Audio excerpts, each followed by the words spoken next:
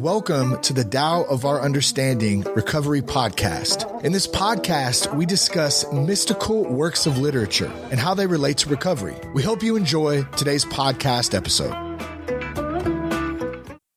Hello, this is Buddy C. Welcome to the Tao of Our Understanding Recovery Podcast. So far today, we have Brian and Drew and Carrie. Good to have you guys. Glad to have us a little group to talk about the 31st verse of the Tao Te Ching and how it relates to our recovery. We're taking a different approach to these. We've talked about them before. I think this is, episode number 272. So we've got a lot of episodes in the back in the library for this podcast. And we've discussed this verse before, probably at least once, if not twice or three times. I don't even know. But instead of studying it beforehand, we decided just to open it up and read it when we're on the air and when we start the meeting, and not do any study, any discussion, and just see what we see in our experience at this moment, what this speaks to us. So sometimes that brings a very good conversation, and sometimes it's a little short. So we'll see. But it will be the 31st verse today. Announcements, go to buddyc.org. We have a lot of resources there. I'm taking all these Tao quotes that we have, and I'm putting them in bite-sized pieces with a thought, and most of them an AA-related quote and an affirmation. And I've added a definition of a love. I think we use the word love and virtue and walking in love. We use that love word a lot, and for most people, that's a four-letter word. We don't really know what that means. We have a lot of connotations that we add to that word because it's so overused and misused. So I've decided to start looking for some definitions of love, of words that mean love that we may not necessarily associate with love.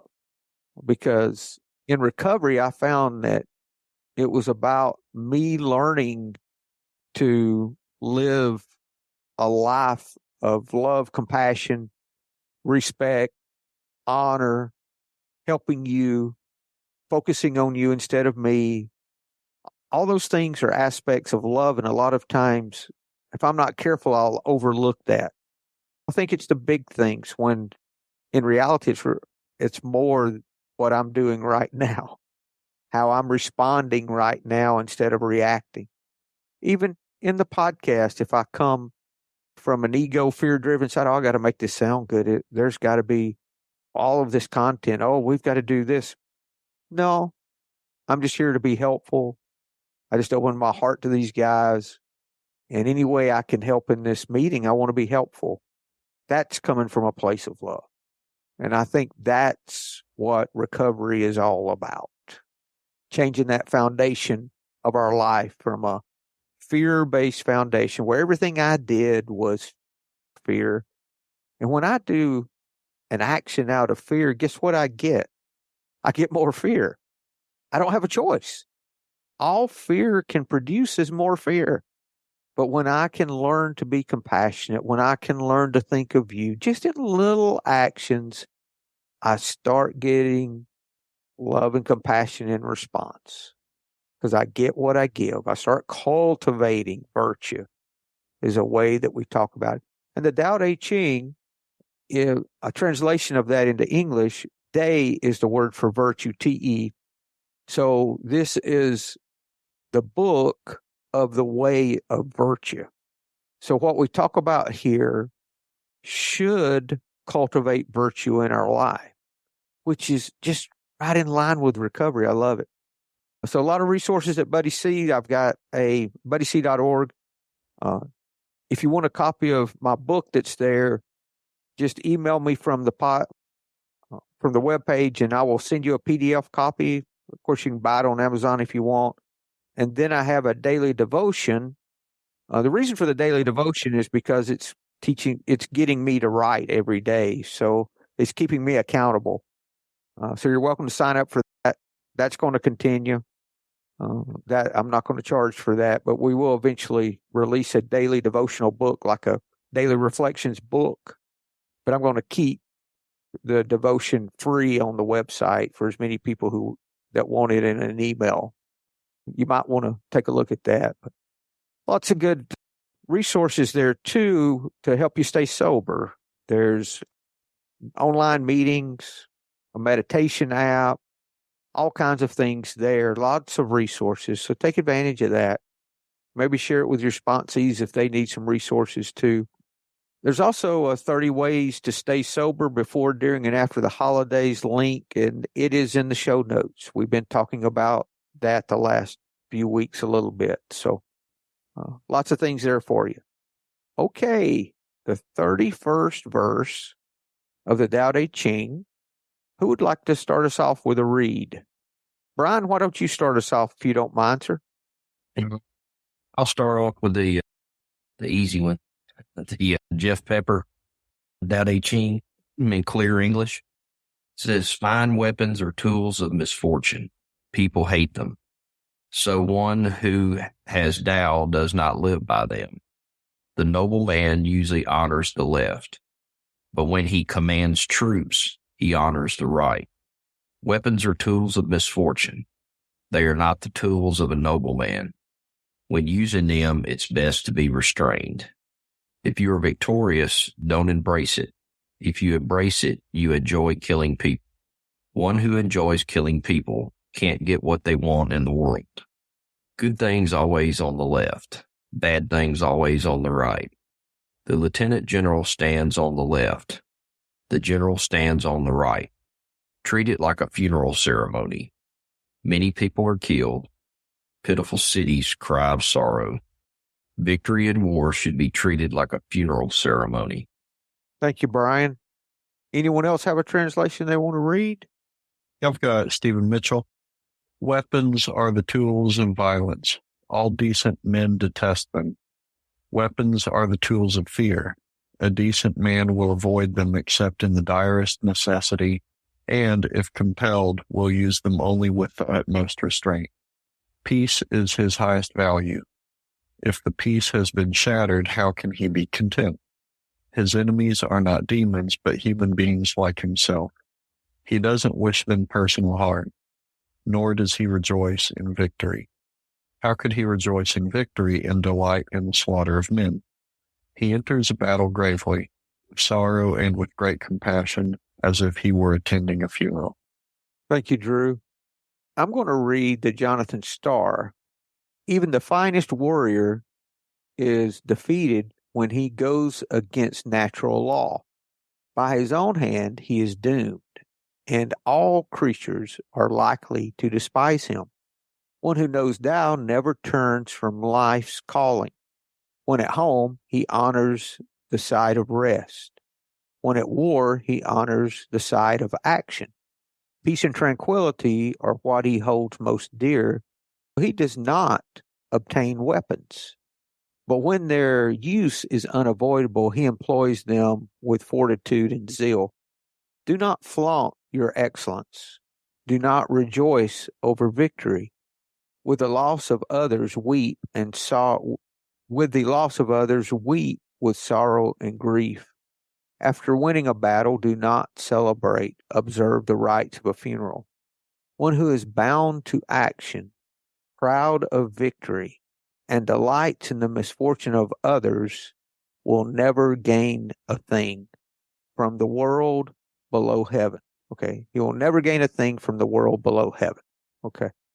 That's a little different. I'm wondering how we can take this. Some of these are difficult to, you think broadly and like war. How can we take this down to a personal application, like the war within ourselves? One of the personal applications I got from it was just about not forcing things, but the admonitions against violence, against having to roll up your sleeves and force others to do what you want, or use force to defend yourself. But yeah, I can apply those to myself by just allowing allowing myself to let things be, to hold back, not try to impose my will, not try to make things as I want them to be immediately. Just let things go. And if I see that things need to change, then I can step in and make a change. Hopefully not with guns or swords or anything, but in a more peaceful way would be my preferred way to do it. Thank you, Drew. Brian, any comments of Derek Lynn that you like? I'm interested in the difference. He calls out the right and the left. One of his comments here says, with our understanding of how the ancient Chinese viewed the left and the right, we can easily decode this section. A suspicious event should be peace and harmonious, while inconspicuous events are often linked with violence. Let's see, the lieutenant general is responsible for the peacetime training of the military and is suited to the left of the emperor. The major general is responsible for leading attacks and is stationed to the right. And then he's also got some more comments in here. It says, the ancient Chinese observed that it was usually the right hand that wielded weapons, so they associated the right side with violence and the left side with peace. If you're ever doing Qigong or any of those things, that starts with the left hand, not the right hand. For that, I think that's probably part of that. I don't know. Yeah. Let's use the Stephen Mitchell for conversation and just go through it and see and try to get this down to a personal application. Sometimes this one's a difficult one to do that because it's so much weapons and fighting, and you think of battle like, army battles instead of the battle within. But the first stanza there, weapons are the tools of violence. All decent men detest them. For me, I could look at weapons would be the ways that I would attack in my life. If I'm having to confront, attack, that kind of thing, which I have to do, quite honestly, very little now. I know there's all of you guys, I think, either have employees or you manage employees. It's difficult when you have to confront someone about bad behavior, let's say. You detest having to do it. Maybe we could take that as an example in real life, how we confront someone about something that's a behavior that's not what you need. How do we do this? So that's a war, if you want to look at it that way. We detest that. Okay, yeah, I can see that. Weapons are the tools of fear. A decent man will avoid them, except in the direst necessity, and if compelled, will use them only with the utmost restraint. I don't know if they always have to be in that situation, fear. When I came in the program, that's all I had was fear. And the tools of fear that I found are dishonesty, selfishness, and resentment. That's how fear is seen in my life. That's the tools that fear has. So I would be attacking. I was at war all the time with everyone, including myself. I had all this anger right under the surface that just popped out at any moment. I can see that. And now when I have to confront, I don't enjoy it. I used to enjoy it. I don't enjoy that now. So I use that as little as I have to. And I found I can confront from a place of love instead of fear. I can do that from a place of compassion rather than a place of, what are they going to think about this? I hope I don't hurt their feelings. Blah, blah, blah. All the ways that I can people please instead of doing what needs to be done. I had a situation recently myself, having a dog trained. And I noticed my trainer was not making the progress that was needed to be made. He went for training and came back. It's a service dog training for diabetes, and it's a long haul. It's a year's worth of training. And there was no progress made. And I said, this is something I got to go to war about. How do I do it? So I asked her, I said, what's going on? What's happening? And she told me what was going on. And with what she was telling me, she obviously did not have time to be training my dog. So I said, why don't you go ahead and just call me when you're ready? And we'll take this up whenever you're ready to do it. And she had asked me to go ahead. I still had some money to pay on what was going on. We had a few months left. And I said, I'll just go ahead and pay you what I owe you if that'll help. And she said, wow, you would? I said, yeah, I'll do it. I said, I got it in savings. I'm not going to be afraid you're not going to finish. She's good reputation, all of that. So I said, go ahead and we'll do that. And then just call me when you're ready. And she said, out of all the years I've been training dogs, no one's ever done that for me. But I fought a war there and used compassion to do it. And she's finishing up now, and it worked out great. I could have took the opposite tact. I could have just, all the things I could have done, gotten angry, threatened her, sued her. I could have gone ballistic on her. But I took the opposite tact, and I still fought the war. But came out of the war, it was a fight with compassion. On used to, I could not have done that, and I still don't do that every time. But this was one situation where I was able to. Brian?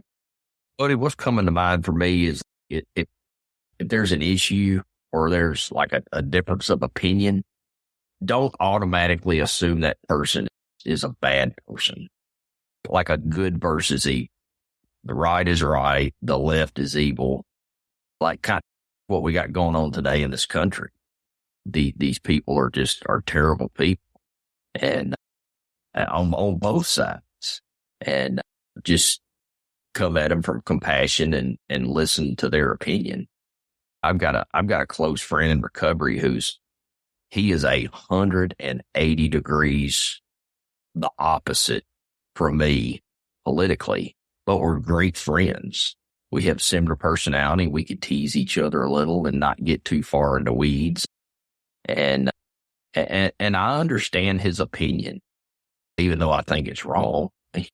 But, and I say that kind of jokingly, but I'm able to put all that aside and say, I could see where people feel that way and just not automatically say he's a horrible person. He's out kicking puppies and just, no, he's not. We all have different opinions. We all have different perspectives. Thank you, Brian. I like that, Brian, because it makes me think about, I met a neighbor of mine and I thought they were really cool. We had a great conversation. And then the next day I walked by, they had a political side of their yard that someone I didn't agree with. And I'm like, oh, I don't like them anymore. But I was like, wait, no, I do like them. Like nothing changed. Yeah. That's the thing. We can have different opinions. I can allow others to have an opinion different from mine and me not think I have to try to convince them that they're wrong. That's I don't so have to do hard. anything. Oh, yeah, but that's part of this, Carrie, is that at some point you realize you're not doing that anymore. That's part of that cultivating the virtue, learning to move to a foundation of love and compassion. It happens naturally, just like the 9-step promises. Suddenly we realize God's doing for us what we couldn't do for ourselves. That's not that we caused it. It's almost like an after the fact we start seeing it. Oh, I behave differently.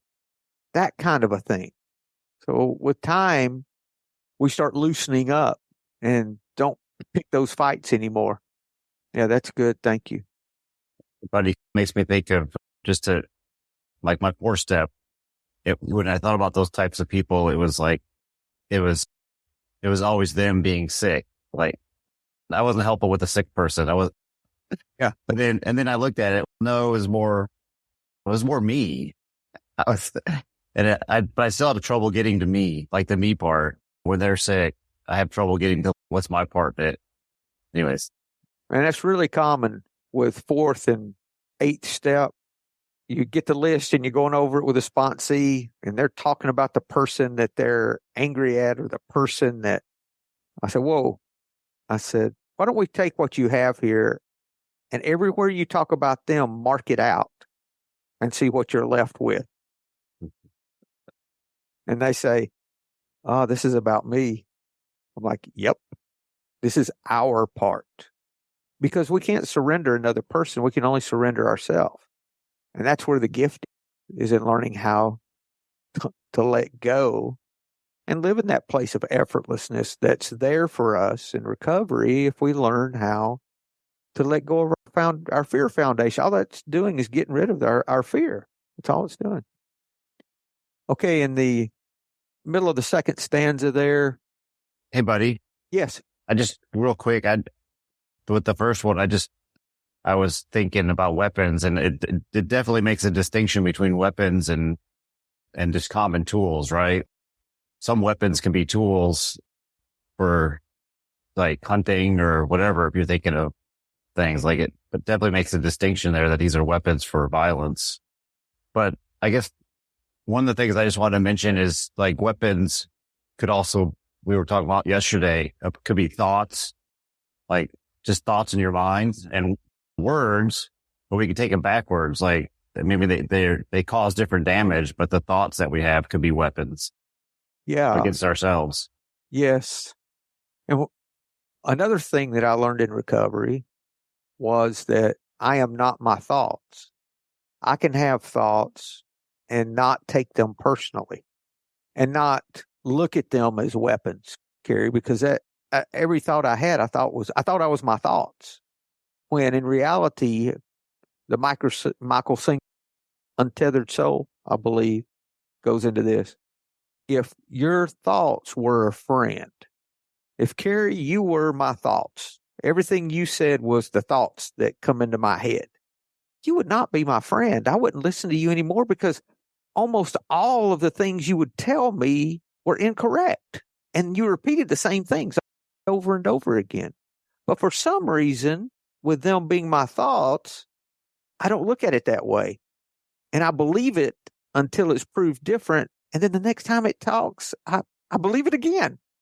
I wouldn't listen to a word you said if you were my friend saying the same thing my thoughts say to me. And we lose sight of that. I would definitely recommend Untethered Soul. Michael Singer's got a really good podcast. I mentioned it a few weeks ago. Look that up. I love his podcast. It's incredible. I've listened to it through one time from the beginning. I may go back and listen to it again. Peace is the highest value.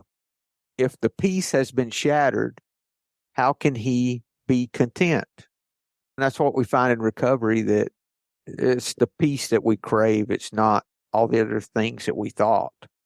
So if we stay in this place of ease, we can maintain our peace. And even in some conflicts, I think eventually in all conflicts, we can maintain our peace too. It doesn't have to go to the point that our peace is shattered.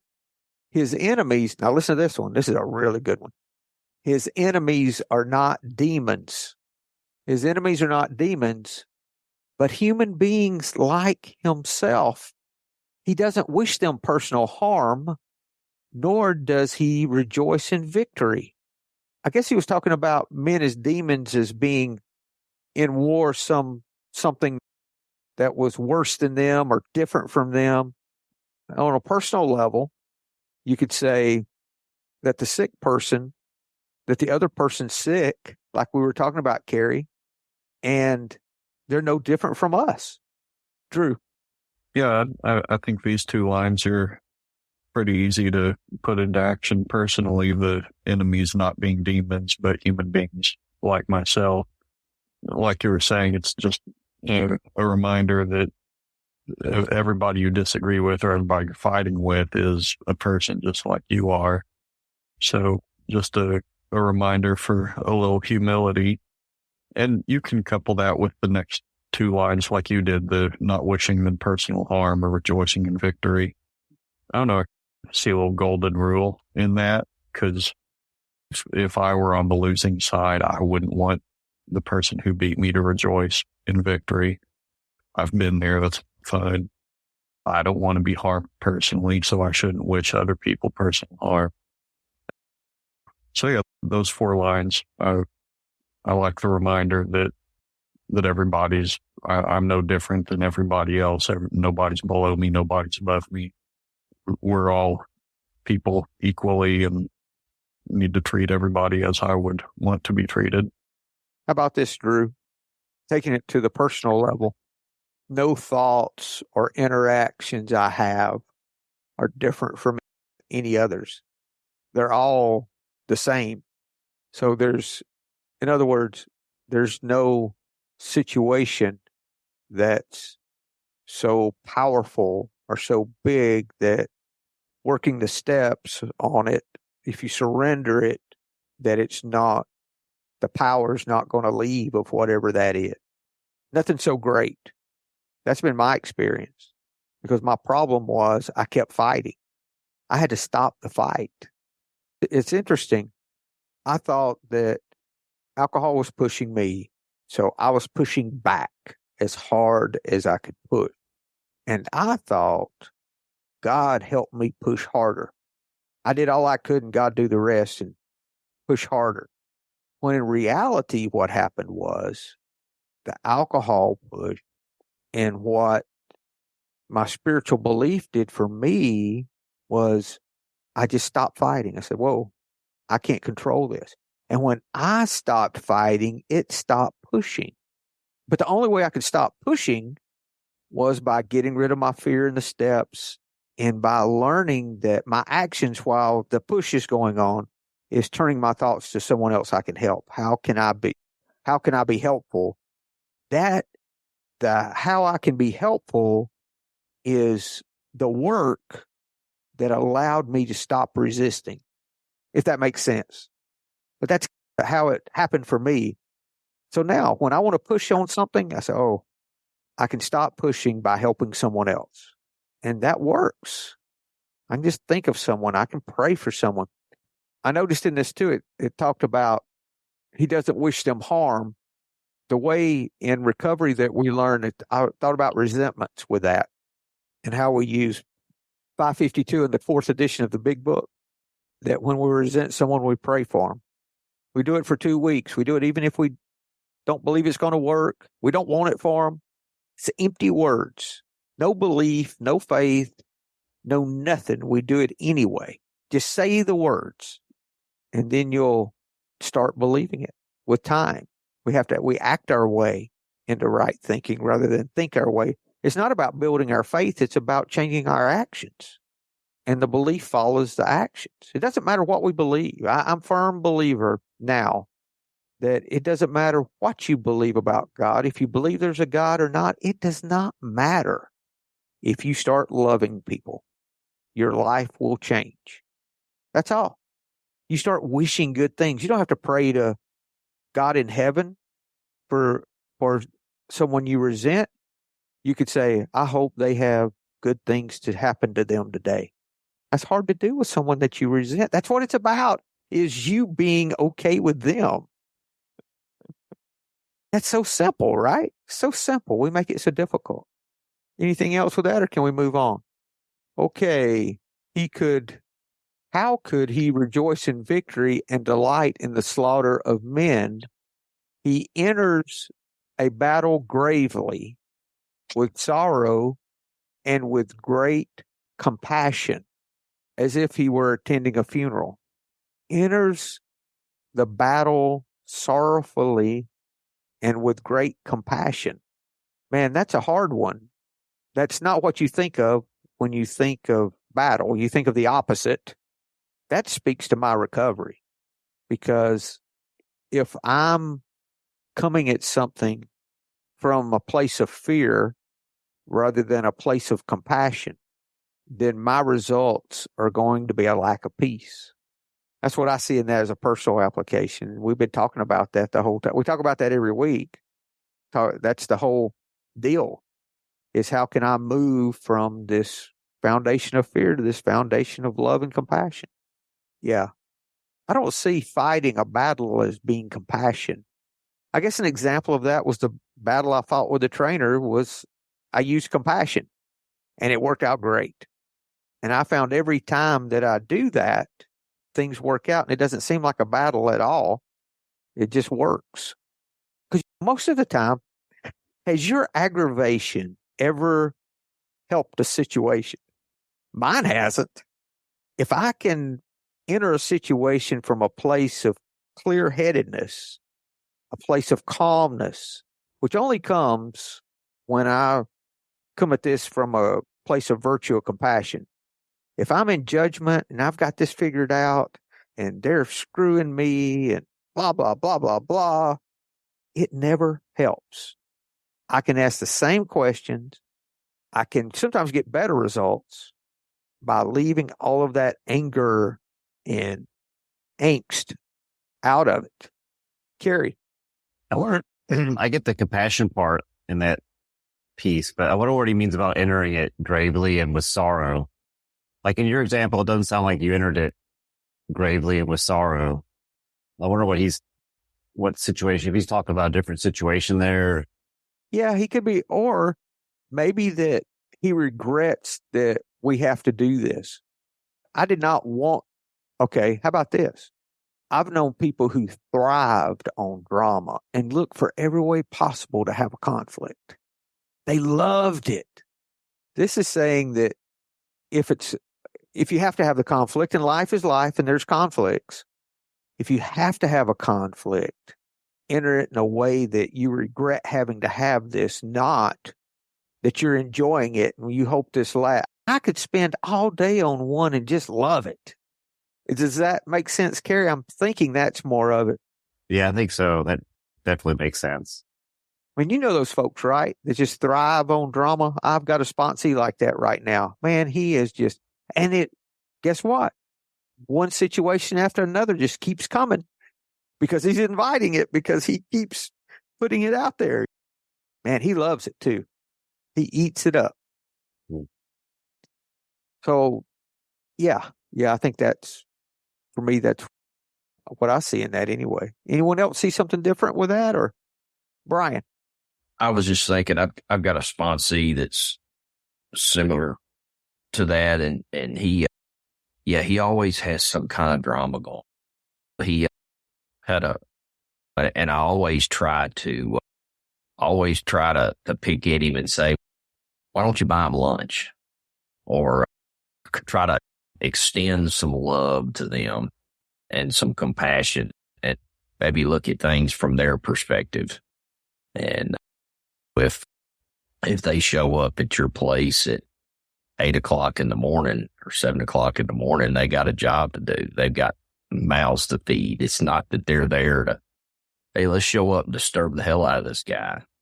They got mouths to feed, children to feed, and a job to do. And their perspective is just different. Matter of fact, he listens to this podcast. It'd be good for him to hear. I have a sponsor. I think I mentioned this a few weeks ago. He's Jewish, and with all this stuff going on in Israel and Gaza, he's got friends that are fighting. He's very connected. He had to stop listening to the news because it was all just messing with his head. One of the bridges he goes under on the way home has all kinds of anti-Semitic stuff on the bridge, that kind of thing. And I said, can you pray for one of the Hamas soldiers? Can you pick one out and pray for him? Why would I want to? I said, okay. I said, you want to be free of this? This is the action I would suggest. Start maybe with just praying the will of God for him. I can't pray the will of Muhammad for him. I said, it's okay. You just pray the way you pray. Ask the will of God for him. I can't even I don't know. They're killing babies. I said, I know what they're doing. I know what they did. But this is not about them. This is about you. Do you want to be free of this? If so, just try it. You don't have to mean it. Just do it. See what happens. First he called.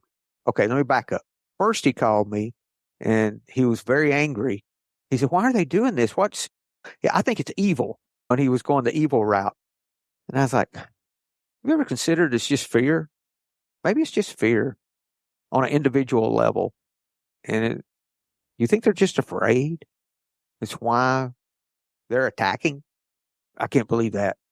And so a few days went by. He called his rabbi and said, isn't this just evil? And the rabbi said, I think it's fear. He called a friend of his that was pretty spiritual in the Jewish community. What do you think about? He says, I think it's fear. So he called me back. He said, maybe it's fear. I said, okay. I said, if it's fear, I'll tell you what to do about it. And then we started that. He said, I don't know. I can't. I said, okay. Week later, called me back. I started doing it and it's working. It's not gone, but it's working. I said, good. See, he's learning how to fight the fight from a place of compassion rather than a place of fear. That's what it's all about for me. It's getting rid of all of that fear. And in return, and as a result, I have peace, right? Yeah. Good conversation, guys. That was Hey, buddy. Yeah. Oh, that reminds me of a Yoda quote from Star Wars. As he says, fear leads to anger, leads to hate, leads to suffering. So we were talking about that whole thing right there.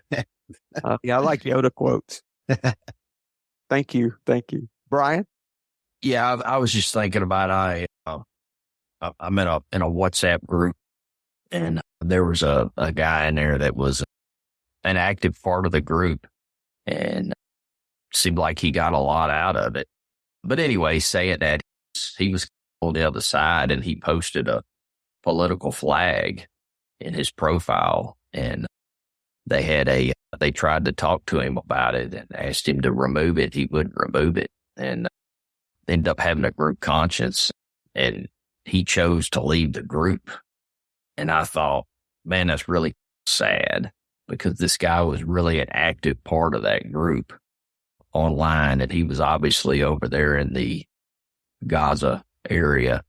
And I don't know, just really made me think that he's just, all they asked is that he remove that flag from his profile, and he wasn't willing to do that. And I've thought about him, wondered how he's doing. Yeah. We're all sick, and we all have opinions that we think are right. Mm-hmm. And obviously he thought having the Palestinian flag out was right. To each his own. Yeah. Very libertarian response to that, even before I did, but now even more. Thank you. Good comments today, guys. Very good. Anything else before we close? Okay. You guys have a great week and hope to see you next week. Thank you. Hello, this is Buddy C. I wanted to make you aware of several recovery-related resources that I've posted in the episode description. These resources include a list of recovery podcasts, a free sober meditation app, daily recovery email, shared Google recovery calendars. Hope you put some of these resources to use and have a great week. Thank you for listening to the Tao of Our Understanding Recovery Podcast. If you enjoyed this episode, please share it with your friends in recovery.